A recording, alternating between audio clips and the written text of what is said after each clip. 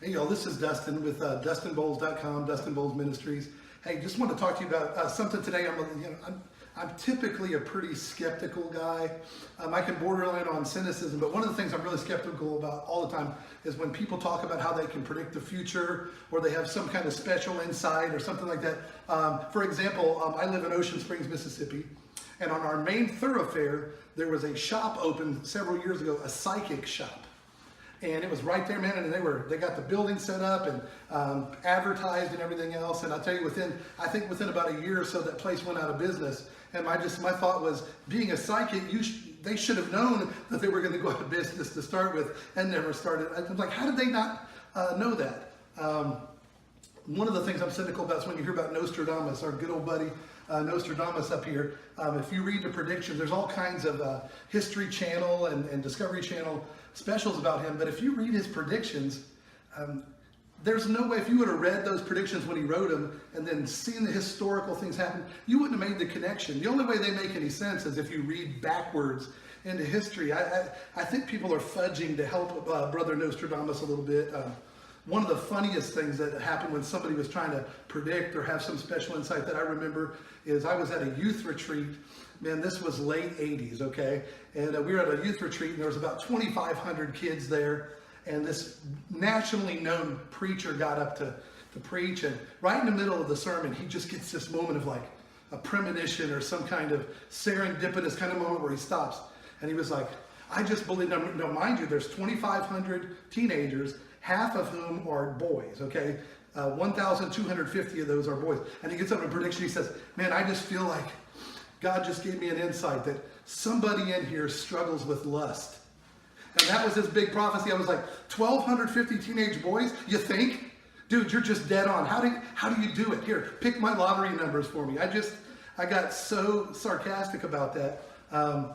One of the ones I'm very impressed with, though, is if you look at the ESPN cover from back in 2014, when they predicted on the cover, it has a picture of a Houston Astro swinging a bat, and it says, your 2017 World Series champions.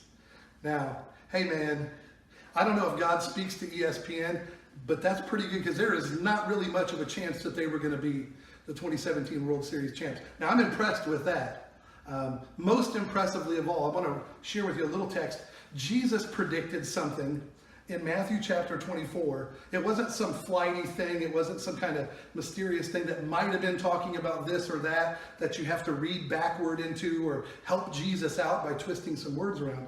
One of the things Jesus did, and I want you to be blown away by this because I love Jesus because he's merciful, and I love him because he's kind, and I love him for a lot of reasons, but here's another reason why I love him, is because he's smart.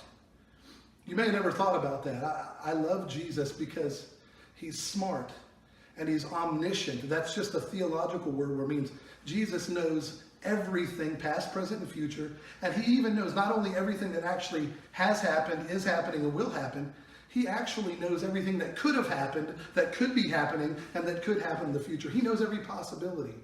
And in Matthew 24, Jesus makes a prediction that is not like our psychics in Ocean Springs.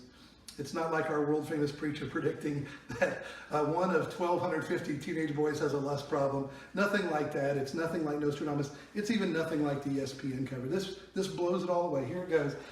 Jesus was talking to his disciples. He was in Jerusalem, and they were pointing at the temple, which was just a massive, massive, massive complex. And they were like, Jesus, check out this temple. Isn't it awesome? They were trying to impress Jesus. And Jesus said, hey man, just let me tell you the truth here. Not one stone of this is going to be left upon another. Man, and they lost it. They were like, are you kidding me? And they asked him a question. They said, when is this going to happen? What kind of time frame are you talking about? And Jesus answers the question later on in Matthew 24. He says this. He said, this generation right now that's going on will not pass away until all of this happens. And then in Luke, he says it again. He says, there are people standing here that won't taste death until all this happens. So he's saying this, hey, within your lifetime, which a generation to the Jewish first century mindset would have been about 40 years. This is AD 33. So fast forward almost 40 years to AD 70. What happens to the temple? Now, Jesus could have made that prediction, and they would have thought, oh, that's crazy because the Romans, they're in control and they're going to keep the peace. They're not going to let somebody come in here and destroy this temple. No way. Jesus, you're off your rocker. But here's what happened. In AD 70, the Roman general Titus II, I believe under the orders of Nero, he went into Jerusalem with the army and actually destroyed the temple that was built there. This huge, massive complex, not one stone left upon another. All that's left of it today is what's called the Western Wall, the Wailing Wall. And that's not even part of the temple. So, because there's still stones upon another there, but that's not part of the temple. That was just kind of a wall that kind of held things up, and it was a supporting wall around the temple. So Jesus made a prediction in AD 33 that within 40 years, the temple would be destroyed, not one stone left upon another. This temple that was guarded by the Romans, that was protected by God himself, and their mindset was going to be torn down. Jesus said, yeah, not one stone left upon another within a generation. And in AD 70, it happened. They came in and destroyed it, not one stone upon another. And I tell you, the believers at that time, Jesus had already been crucified, buried, resurrected. Can you imagine when that army came in and when it was done, that temple was destroyed? I guarantee you at some moment those people had to say, you know what, why did we doubt Jesus? He predicted this to the minute detail of exactly what was going to happen.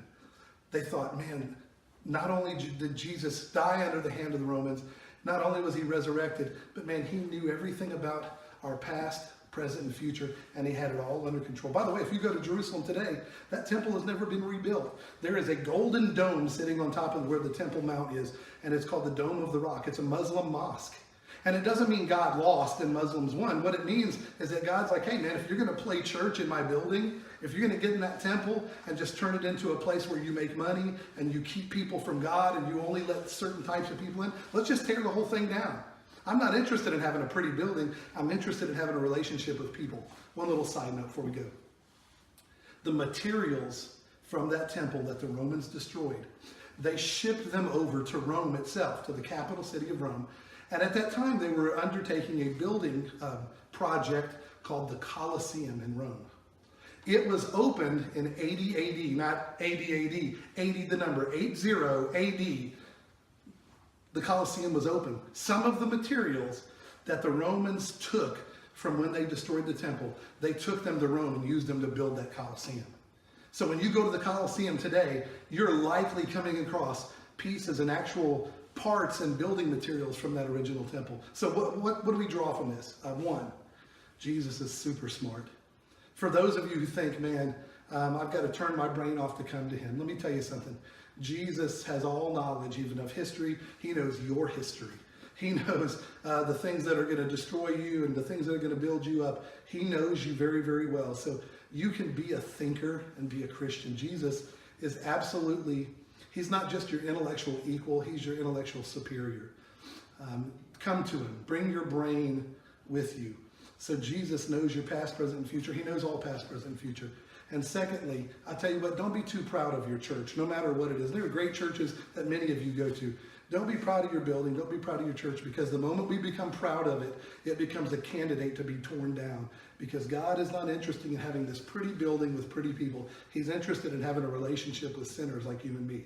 So keep in mind, sorry Nostradamus, sorry psychic, sorry famous preacher.